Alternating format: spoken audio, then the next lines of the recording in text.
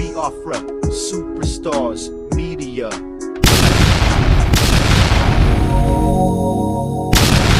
If you listen to this idiot, this man, not the lady, this idiot, you will listen to him saying that Simon Ekpa represents crime.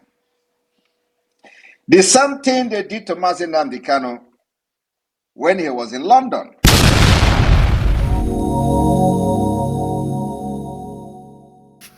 My people, my Biafran people, now on a day, I say good morning, good afternoon, good evening, good night, depending from where you listen to the sound of my voice. This one now, Biafra Superstars Media, and I'm holding it down. I say, may God bless Biafra, and may God bless His Excellency Oyenduma NNAMDI KANU. May God bless His Excellency, the Prime Minister of the Biafra Republic Government in Exile. His Excellency, ESN, EKPA, Simon Njoku, for the job Simon is doing. Simon, I want to say we thank you. We appreciate you. We love you because we know in your hands, Biafra is coming. In your hands, Biafra is safe. And in your hands, when Biafra comes, the people of Biafra will rejoice.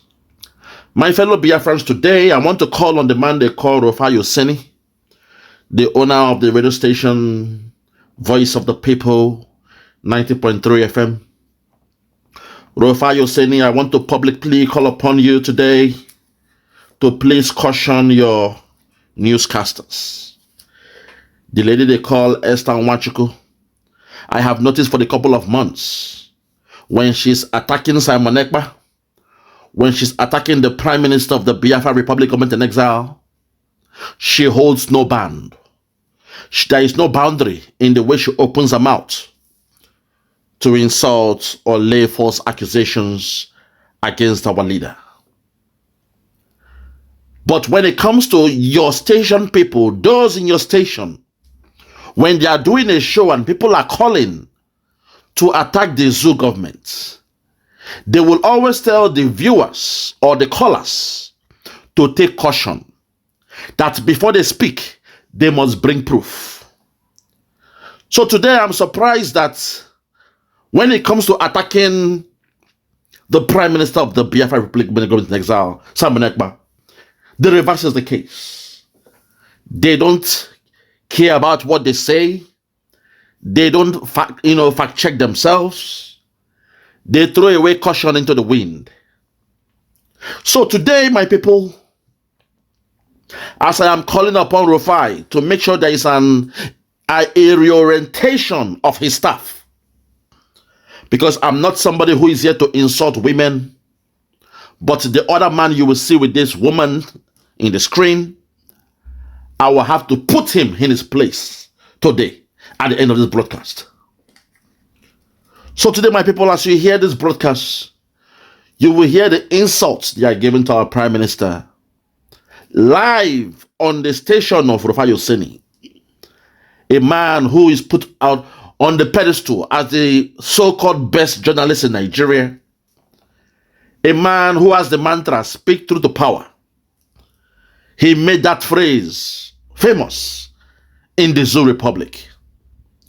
So today, you will listen to the attack on Simon Ekpa, the attack on the character of Simon Ekpa.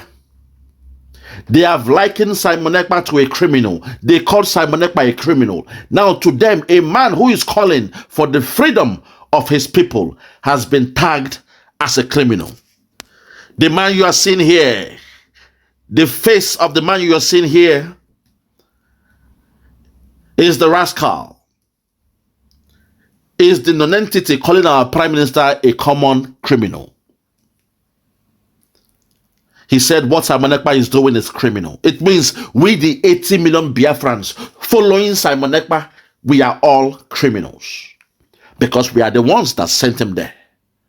With all due respect, we the people, we are the ones that delegated Simon Ekpa. We made him our Prime Minister. We gave him the assignment he's doing.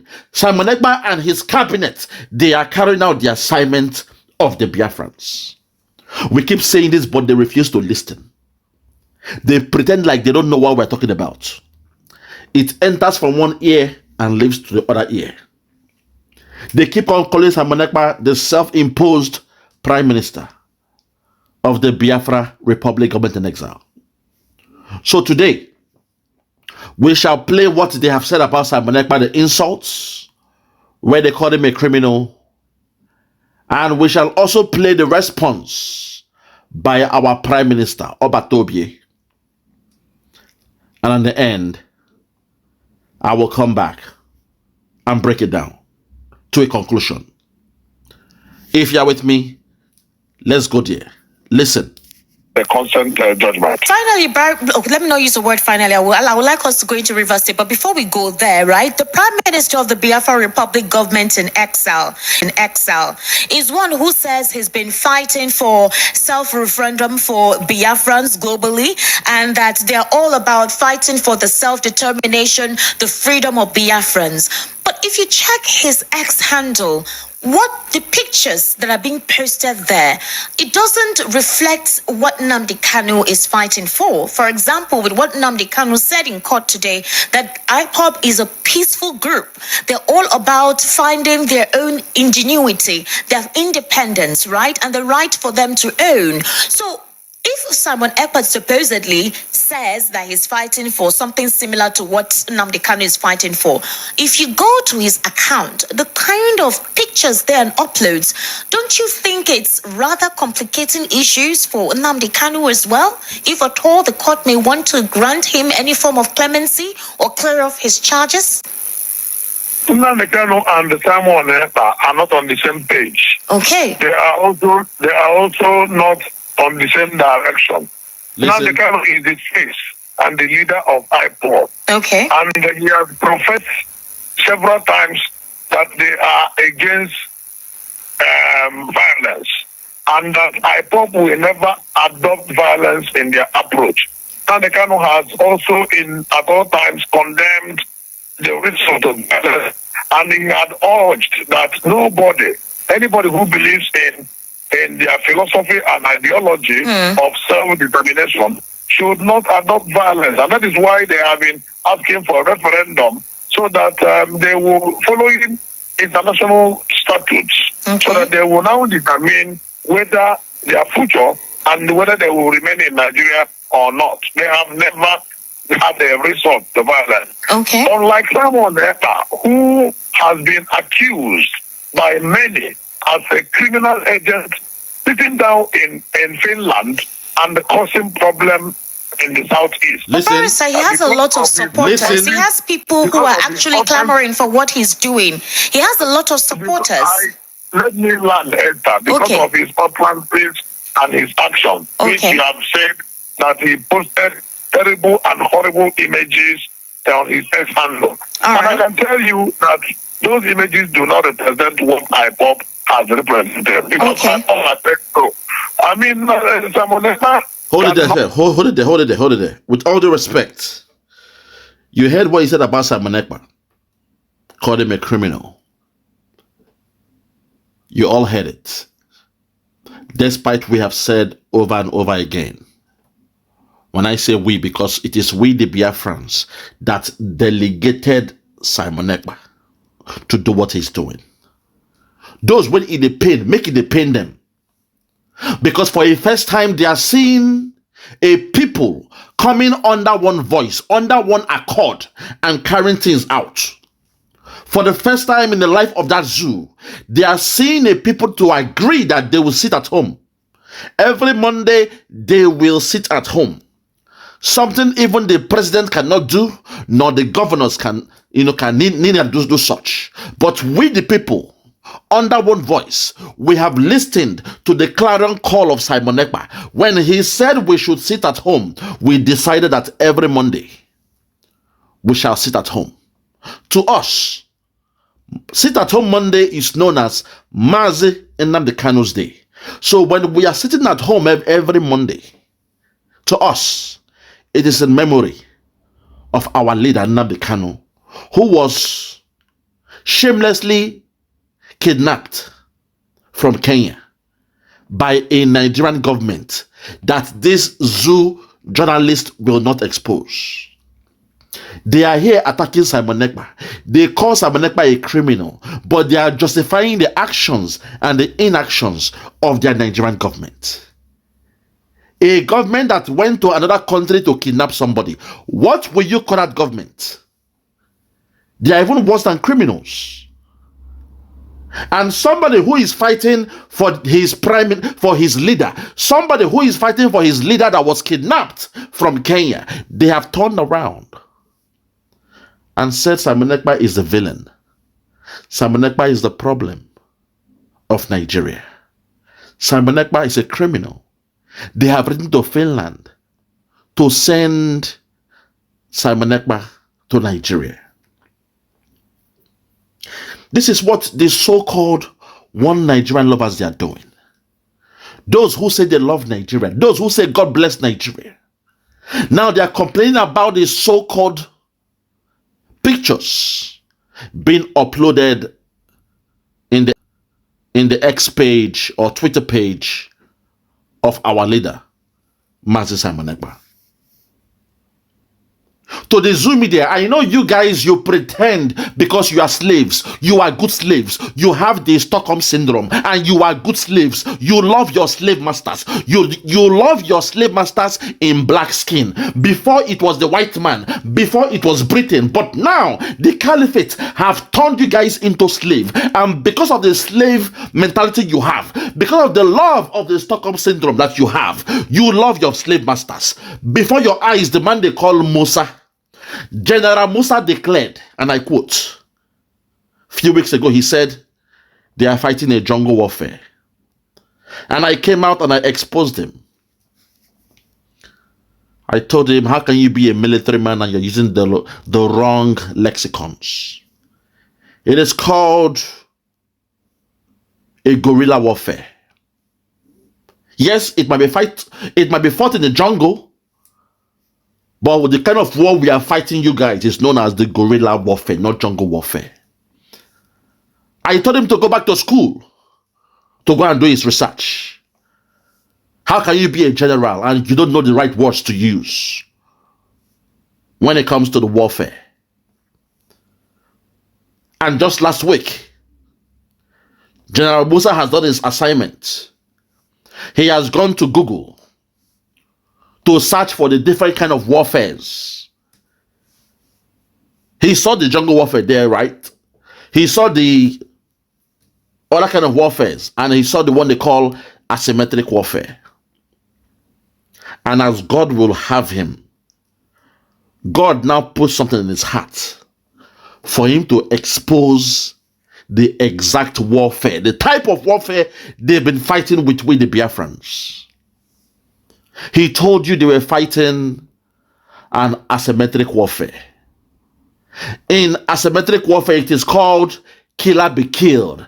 Kill or be killed. Once you enter the terrain, you kill anything walking on two legs. Nothing is spared. Not the women, the children, the poor, the young, the old, the civilized, the uncivilized. Nothing is spared. Anything walking on two legs go down. And when you come to think about it, that is what Nigerian government, General MUSA, with their python dance and the rest of them, that's what they've been doing to us, the Biafrans. So he is right. He has gone back to do his research. And God has placed in him, or probably the devil, placed in him the right word to use. And he came back and said they are fighting an asymmetric warfare. Like I said some few days back, the first time you saw an asymmetric warfare play out live was the bombing of Hiroshima, when an atomic bomb was dropped by the Americans on Hiroshima. That was a very good example, a classical example of an asymmetric warfare, where everything has to go, everything has to buy. They don't care whatever is out there. That bomb, it decimated the good, the bad, the poor, the pastors, the preachers, the so-called, anybody in Hiroshima went down.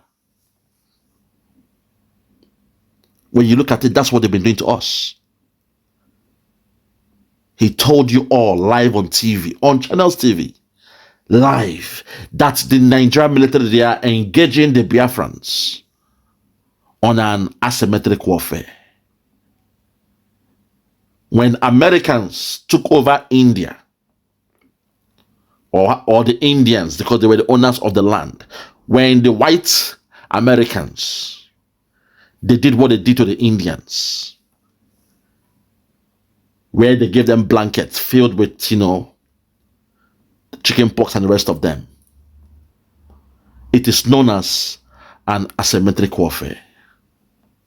The World War I and the World War II, in between the world wars, what you were seeing were asymmetric warfare. Even the killing of the Jews by Hitler and his men, where no Jew was spared. No Jew was spared. From door to door, the Germans were pointing out the Jews, even though they are their neighbors. They were pointing them out. You all saw what happened in the North in 1966. How the Northerners were pointing out the Biafrans. And people were being pied. People who were running away for safety were being pied. The mother, the children, the young, infant, everybody old were being pied. Just yesterday, someone sent me a video of the Nigerian military in the land of Biafra. They did a road blockade very early. But sadly, a man who went to his palm wine tree to go and tap palm wine, he was coming out from the bush. An old man coming out, walking back home. He was met by these military men at the checkpoint. And one of them came towards him, ran towards him with a machete, a cutlass. And from the video, the military man swung the cutlass at this old man and chopped one of his hands off. His arm was chopped off to the ground. Think about that. The Zoom media, they will not show this on TV. They will not report it because they are scared of the caliphate. But they want to attack Simon Ekpa. They will not report what is happening in Biafra land, but they want to attack Simon Ekpa. They call Simon Ekpa the criminal. They call Simon Ekpa the villain. They call Simon Ekpa the problem. But this old man was perambulating back to his home from the farm. An old man in his 70s or 80s. A frail looking old man walking back home in this video. There was an army checkpoint. They shouted, "Stop there." He stopped. He didn't know what was happening. One came towards him with a cutlass, a machete. God have mercy. Hey! God have mercy. This wickedness is getting out of hand. This wickedness for the Biafrans is getting out of hand. They swung at this man a machete. In one slice, this man's arm fell off up to his elbow. It fell to the ground. An old man. In shock, despite the pains he must be having then, the man turned around. The old man turned around. His hands was on the floor. This man turned around and was walking back the other side. The same soldier that cut his hands off pulled his trigger, his machine gun, and shot this old man at the back. The man now died on the spot and fell on the floor. So when you see what these people are doing to my people, we the Biafrans, when the soldier comes to the land of Biafra, everything goes down. Everybody is guilty. They are doing this to our people. They've been killing us with their Python dance 1, Python dance 2 and 3. And all we could do was nothing. Until now, that we said never again. That going forward, if you buy us, we shall buy you back. All die and die. The days of raising flag and you are buying us, those days are gone. If NNAMDI KANU and his men, they were only raising flag. During those days, they were raising flag of Biafra. And they were being buyed because of they rose the flag. They were being shot to the ground. Despite that, he was kidnapped in Kenya by the same government. And now Simon Ekpa, who has seen what you did to our leader NNAMDI KANU, he's not saying, okay, going forward, I will speak to you all in the language you understand. If you think the best way to respond when it comes to the affairs of Biafra is to buy us with a gun, when we speak, you come to the village, you buy everybody, you rape the girls and you kill them, the young boys, you catch them, you sell their organs, you buy them. If you think that's the best way to go, we shall pay you back in the language you devils, you motherfuckers understand. And suddenly for the first time, the Zoom media again, they have turned around. And they are blaming Simon Ekpa. They are calling him a criminal. They are asking the UN, Finland, to arrest Simon Ekpa and send him to Nigeria. The same media that refused the fact, your military, they refuse you access, the media of Nigeria, your military refuse you access to Okwama, a community.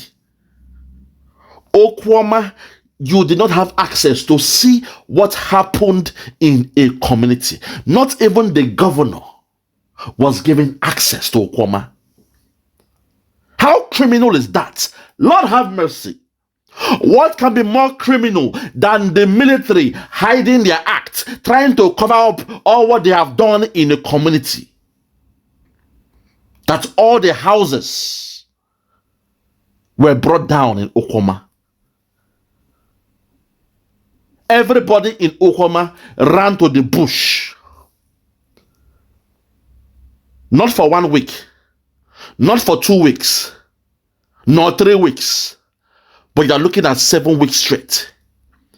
A people, a community, more than 400,000 people were chased away. And God knows how many they killed and buried in a shallow grave. Because after the aftermath, the only video we saw was that all the buildings in Okwama was leveled to the ground. Only one building was standing. And that building was used as a fort for the military. All the other buildings in Okwama community were leveled to the ground. Asymmetric warfare. What was their crime? That some people, the military were hustling crude oil with. They were able to outsmart your military. And they buy some in the process. And what your military will do in response is to find the whole community guilty. A place where you have children, the old, the sick, the poor, the nice people, the good people, the bad people, a mixture, an array, a multiple of people living in Okwama. They all had to run to the bushes. And only God knows how many were killed in the process. They stopped the media. They stopped the Nigerian media. Let the whole world hear me. The Nigerian military, this is what they are supporting now. They stopped the Nigerian media from getting access to Okwama. There was no visuals. There was no video. There was no news reports. There was no first-hand account of what happened in Okwama. And suddenly, when the victims started speaking out, thank God for the world of social media. For those that still had access to their cell phones, they made videos to tell us what the military were doing in Okwama. They gave an account of what was happening in their community, Okwama. But lo and behold, within 48 hours, we saw mugshots of those that gave an account of what was happening in Okwama. We saw their mugshots as the most wanted men in Nigeria. My people, ladies and gentlemen, Nigeria is not fair to us. If you guys think that we living in the Western world, we have learnt the way of the white man. We have learnt the culture of the white man. We understand the way of life with the white man. And as the saying goes, when you live in Rome, you behave like the Roman. If you find yourself in Rome, over time, you start behaving like the Romans. And the more you stay there, the longer you stay there, you become of the Romans. You become a Roman. What I'm saying is this: even though most of us, most of the Biafrans, we were chased away from our home, we own the oil, the crude oil, the coal, the resources from the land of Biafra, but neither of us can even gain access into managing our resources. We've been chased away from the corridors of power. And we had only one option. It's either you remain in Nigeria and die, or go on economic exile abroad. In our own case, when we go abroad, we ain't going for holiday. Those in the Western world will not understand this. I see my colleagues, when they are going on holiday, they say, oh, I'm going down to Japan. I'm going to, ride the Mario Kart. We are going to Spain. We are going to England to have fun. We are going to Greece. They go to those places to enjoy themselves, to enjoy their money, and then they will return back to their country. But in the case of the Biafrans, our only option for leaving our land was to make sure we can leave, go abroad, make some decent income, and support our families back home. If not, our families will perish because the presence of the government of that zoo, Nigeria, cannot be felt in the land of Biafra. There is no fiscal policies could be felt in the land of Biafra. No monetary policies of the so-called government of that zoo can be felt in the land of Biafra. All you have are military checkpoints. All you have in the land of Biafra are military checkpoints in the 21st century. We are in 2024. They claim they are practicing democracy. But all you can see in the land of Biafra are military checkpoints. Think about that. At the end of the war, they claim no victor, no vanquish. They gave us 20 pounds with the intention for you to eat that money and die. Eat the money and become a slave. Eat the money and become a beggar of Nigeria. At the end of the war in 1970, our women didn't have, the luxury of clothing anymore. And they were being laughed at by other Nigerians.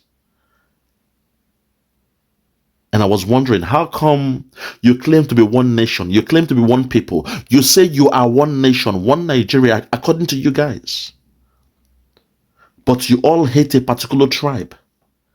To an extent that even when they die, you thank God, you glorify God, you laugh at them. Your Nigeria gave us kwashoko. You laughed at the children. Even your so-called media during those days didn't have the decency to even show and televise on your local TV the children suffering from kwashoko. I keep saying this. It's like some of you don't understand this. Go and do the history. I'm pissed off. I'm really vexed. Go and do the history. Go and check the annals of history.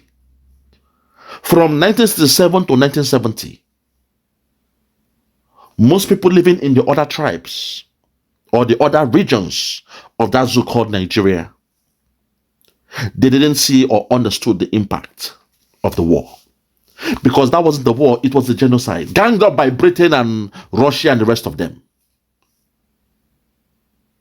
They came up with the food blockade where there was no food coming into the land of. It means even if you have the best soldiers, if you don't have food supply within a week, you are meant to bow down and die. A food blockade happened. An element of asymmetric warfare. These people don't love us. For somebody to give an advice to a government and say, why are you feeding these guys? How come you are feeding your soldiers? Blockade all the whole foods going into that land. Let them starve and die. Watch their soldiers turn into cannibals. They will starve and die. This was the advice given by somebody who was prominent in that so-called Nigeria. But today, as we speak, when you check Russia, Ukraine, even though they've been fighting for a long time now, there is nothing like a food blockade happening between Russia and Ukraine. They still have their supply chain of food coming through. There is no disruption of bread, of flour, crude oil, and the rest of them. Those who are not soldiers, they are still living their normal life. It is the soldiers who are engaging themselves. That's how things should be. But when it comes to the land of Biafra, it is always different. When they are attacking us, they come with asymmetric warfare, whereby everybody is guilty, everybody is going down. If they find you, you are going down. The other one which really broke my heart was a young boy, a so-called pickup of the military was riding very fast down the road of Biafra. And this young boy had bread in a nylon bag crossing the road, going towards his village. This was when they claimed some 5 soldiers died in Abia State. They were crossing the road. This young boy had bread in a nylon bag. A youth, probably he's in his early 20s, a youth had bread in his nylon bag, crossing and living a normal life, not knowing that the vehicle that is coming from a mile away, because they are, it contains the Fulani soldiers. If the vehicle crosses that road, nobody should be outside. He didn't know that. So they were just driving past. They saw him crossing the road with the bread and going to his house. And thank God that video was made. We must keep that video for record purpose. As they were going, this boy was crossing the road with a nylon bag with bread and everything. He was crossing, going to his house. A normal boy, a young boy that has nothing to do with whatever. Suddenly, the military stopped the vehicle. 3 of them jumped out. And they ran towards the boy and they shot him down. They fired him. His only biggest mistake is, how dare you come outside when we are in town? How dare you come outside when we are in town? The boy was shot at the back and they fired him. That's the Nigeria you all want us to live in. I keep saying this. We now, most of us living in the Western world, we now have the mindset of the white man, the thinking of the white man. As you know, white people, they don't bow down to anybody. Yes, we may be black, but the more we lived our life in the Western world, we became the people that we have lived with. And you don't expect me to be interacting one-on-one with my colleagues who are white. They respect me for my capacity. They respect me for my technical know-how. They appreciate my intellect.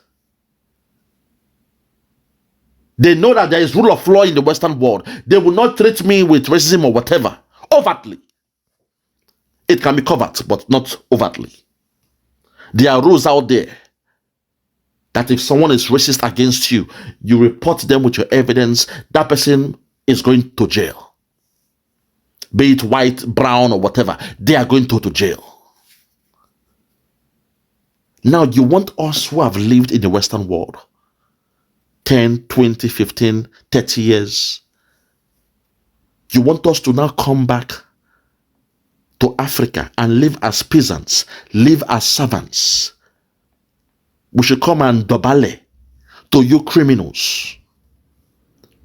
No. I think that is where you guys are making the biggest mistakes of your life. Because what is happening now is bound to happen. When you chase a people away, over time they will come back. They will come back with the mentality of where they've been living all this while. We are back. And now we are back to save our land, Biafra. So I'm trying to make you guys understand there is a difference between the Biafrans living abroad and those living at home. Those living abroad, we have the brain now of the white man. I might be looking black, but in my mind, in my brain, in my thinking faculty, I am a white man. I may look black, but I think white. And I know no white man in this world will accept to be a second class in his own country. There is no bigger I or smaller you when it comes to the white people. Everybody's equal. In fact, I learned that the hardest way. My first job in the Western world, because my mind was already corrupted with the virus of calling everybody boss, boss, boss in Nigeria. When you were in Nigeria, your manager, you call him boss, boss, boss. Yes, boss. Yes, boss. Okay, sir. Boss, boss, boss, boss. And I almost lost my first job in the Western world because the manager will come to us and I'm calling him boss, boss, boss, boss. The first day he left me, the second day, the third day he called me and told me, don't call me boss no more. My name is John. My name is John, please. Don't call me boss no more. I couldn't believe it. I thought I was in trouble. How can I call the owner of a company by his name? It's not done. In the zoo, you will dobale, you will lay to the floor. If you're a girl, you will strip naked for the man to sleep with you in order to secure your job. So the man told me, do not call me boss no more. My name is John. And the third day, I made a mistake again by mistake, slip of tongue. I call him boss by mistake. He looked at me and he walked away. I went back home and I had to wash my brain. I had to do a system reset of my brain.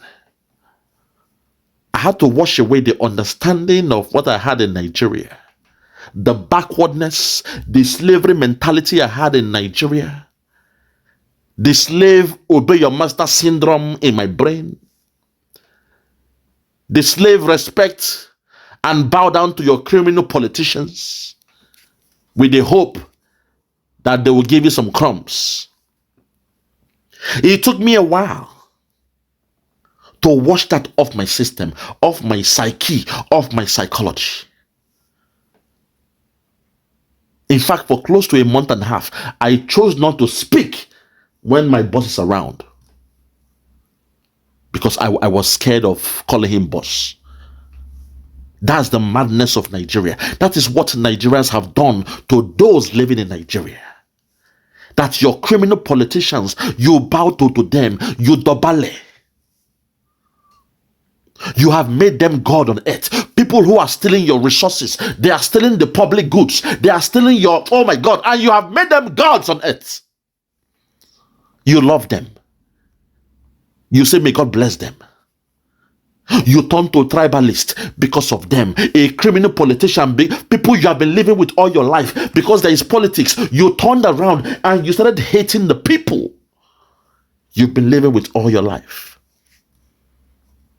To call a spade, some of the Igbos in Lagos, most of them, they were born there. I understand Lagos is, it's a Yoruba land, fine. But some people who are living there, they were born there. They understand your culture. They understand your language. They eat your food. But some foreigners from Ogun State or Osho State who are now governors in Lagos, people who came to Lagos probably in the 80s, 90s, they became politicians. And through their godfather, they became governors or whatever. They came with their backward thinkingness. They came with their tribalism, and somehow they made you all to become tribalists.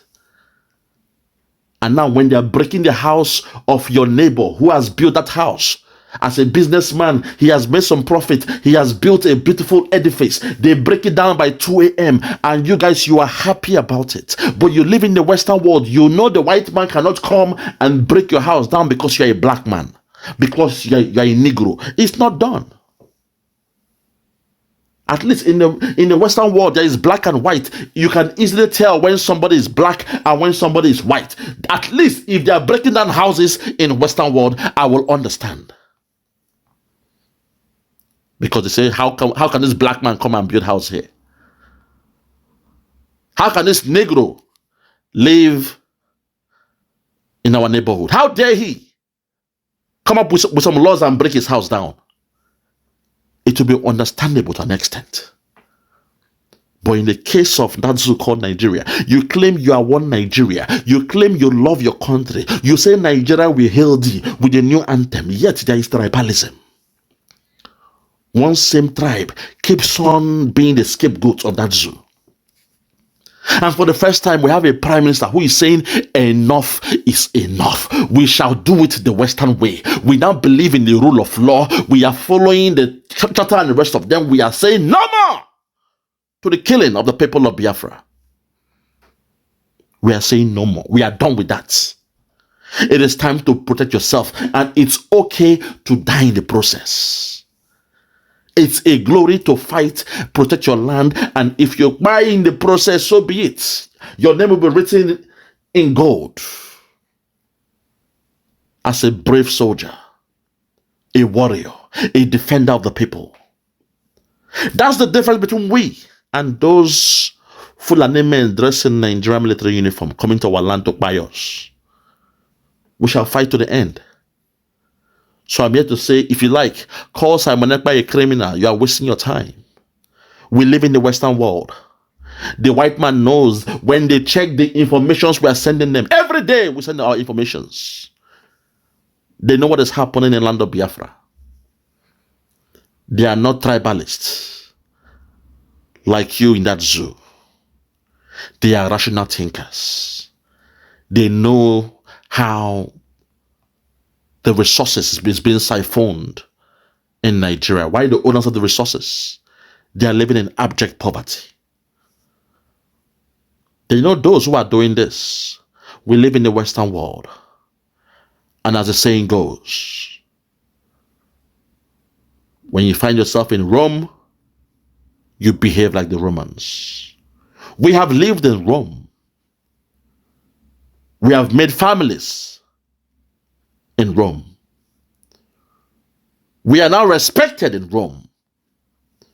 We are people of valor in Rome. We have helped to build Rome. And now we are Romans. And we are coming back home to restore our motherland. Yes, Rome might be home, but Biafra is the throne. Biafra is the throne, and we are coming back home to restore the throne. From me, from here, for now, I want to say good morning, good afternoon, good evening, and good night. I remain, oh Lord my God, yours truly, Biafra, Superstars Media. God bless you. Bye-bye.